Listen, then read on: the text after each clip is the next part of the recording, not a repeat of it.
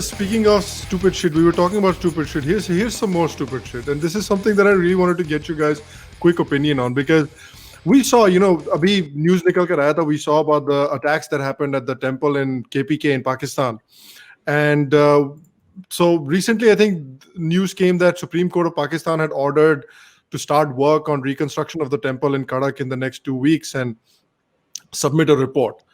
And the reaction to that news has been like astounding, absolutely astounding. So this is from Swara Bhaskar, madam. You mean they didn't call the vandalism unlawful and then hand the land over to the attackers to build a mosque? In Pakistaniyon ko kuch nahi aata. This is a comparison to what happened in obviously the Ram Mandir judgment. And you know what this reminds me of? This reminds me of people that are in a bloody really toxic abusive relationship. People that are in an extremely toxic abusive relationship, they act like this. Like their boyfriend or their partner will beat them like 10 times. But then one time they'll bring her a flower and they'll be like, see how nice he is. He brings me flowers. He's so kind to me. He takes me out for dinner. And then the next 10 days he beats the shit out of her again. This is what it sounds like to me. Like there are literally thousands and thousands of cases of like women getting kidnapped and converted. Government does nothing. Sikhs getting targeted and murdered in Pakistan, in Peshawar, government does nothing. But ek mandir ko Supreme Court said, please build it back. Then Pakistan is a much better state than India. What kind of bloody abusive relationship is this? Like this is like a battered woman. This literally reminds me of a battered woman.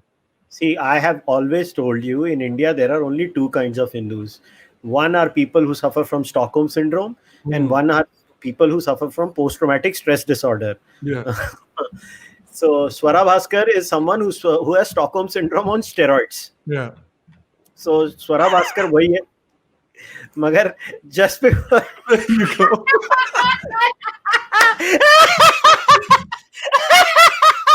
Divyanshu, अगर तू पंजाबी है, double the shame on you. So I'm definitely screenshotting you and sending it to your रिश्तेदार, because any Punjabi, for a Punjabi to have given काकिया दा dhaba good butter chicken का status, तेरा तो divorce होने ही वाला है, तेरा custody भी loss होने वाला है. इसका मैंने screenshot ले लिया है. तेरे सब पूरा तेरे कॉलोनी में तेरे को बदनाम करने वाला हूँ. बदनाम करूंगा.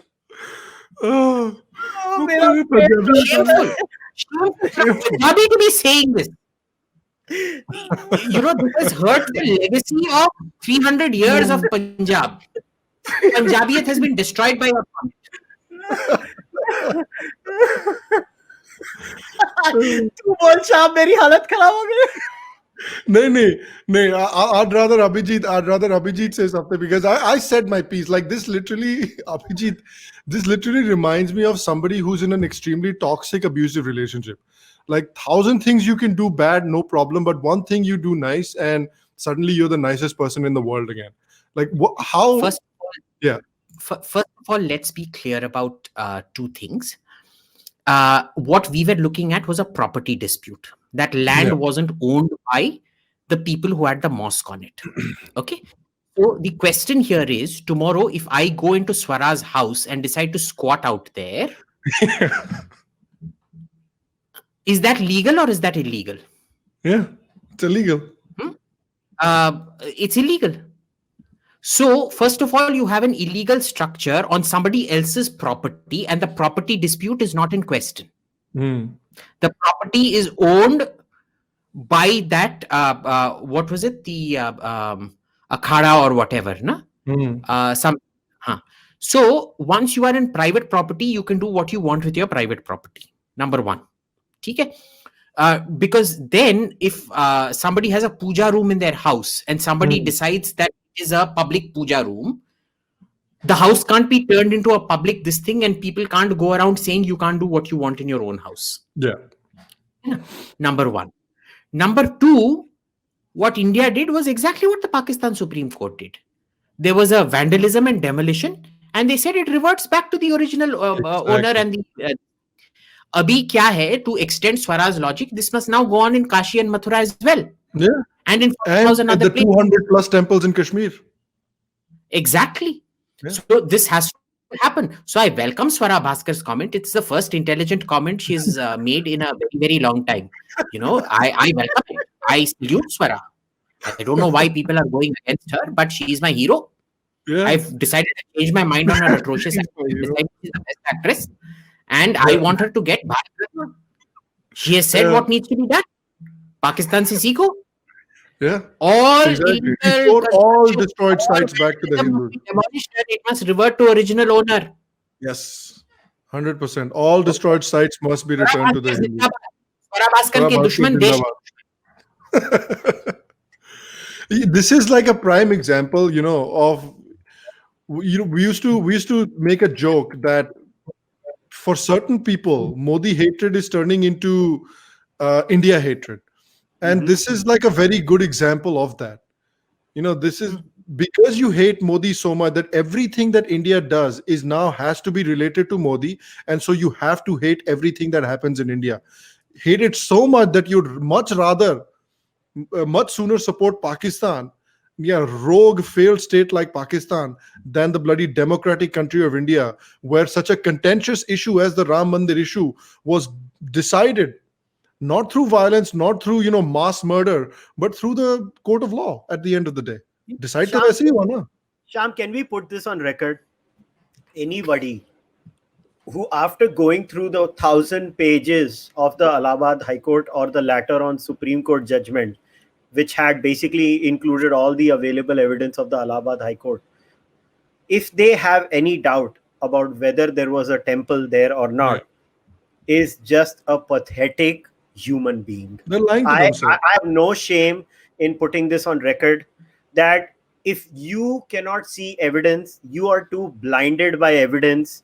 And this logic, we cannot state the history of India because it will spoil our relations. I have said this many times in the past, even on your podcast. I will say it again. The Britishers did bad things to us. अभी आज कोई England से यहाँ tourist आता है तो हम लोग वो टूरिस्ट को देख के गोरे इधर आ, क्या किया तूने मेरे को, मारू तेरे को. हम लोग थोड़ी ना ऐसी हरकतें कर रहे हैं. So why would we extend that logic to Muslims? I am sorry. Or this entire edifice on which the so-called logic of the left is that we cannot talk about it. Look, I don't care what happened in the past. I just want to know it as it is. Now, I don't need, just like Sanjeev Don't you think, Kushal, that like honestly, accepting what the British did and what happened during British rule, honestly accepting that helped, I think, Indians to have a certain, कि हमने वो accept कर लिया, so there's no confusion now. Now we know exactly what happened. So our relationship with Britain and the British people can start fresh. There's no doubt there. There's no like animosity there. You know what the biggest problem in India is? India had a truth and reconciliation with the white man. Precisely. India did not have a truth and reconciliation with the Muslim in his own country. Yeah. So see, the thing here is, I'm sure you have this tendency to, when you say truth and reconciliation, why do you do it? It's so that the descendants, the sons aren't held guilty for the forefathers' crimes. Okay. The more and more you try to suppress the crimes of your forefathers, the more and more you are complicit in them. Yeah. Okay. So if you want that complicity to stop, you examine it in an open and honest way. And then you can't blame the current day Muslims for it.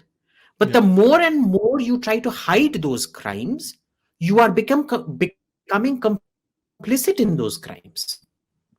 Because I can honestly tell you, you know the memories that we have in the Madras presidency, or at least from Madras, of the Madras presidency and from Bengal, the inherited sort of narratives that we had were very different from what we read in our school books.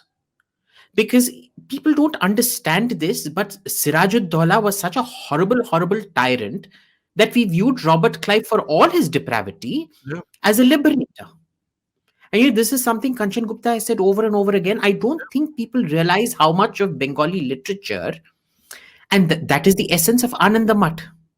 In Anandamath, the British are coming, but the protagonists are fighting a Muslim Nawab, Muslim Sultan. Why? Because when they said, the question is asked, after that song Janani Janma Bhumishcha Swargadapi Gharyasi, the question is asked, what do we do? Now the British are coming. The mother goddess says, now is not the time. The time for that will come. The greatest threat is now over. Now you move on. Okay. So that was one aspect of British rule. Okay. Like I said, it's all shades of gray. There's nothing black or white out here. In Tamil Nadu, it's the same thing. The Arcot Nawabs and things like that, nobody actually liked them very much. So the British coming lifted the yoke of Muslim rule, and it wasn't seen as a bad thing at all. So, there are many shades of gray out here where it's impossible to, go with this thing. British bure the. Bas. Yeah. Shades of gray. Not true. Every year of British rule saw a 3 to 6% increase in your GDP. How do you explain that? Okay. On the other hand, if you go not the Mughal period, the pre-Mughal period, the Sultanate period, I'm yet to find anything positive.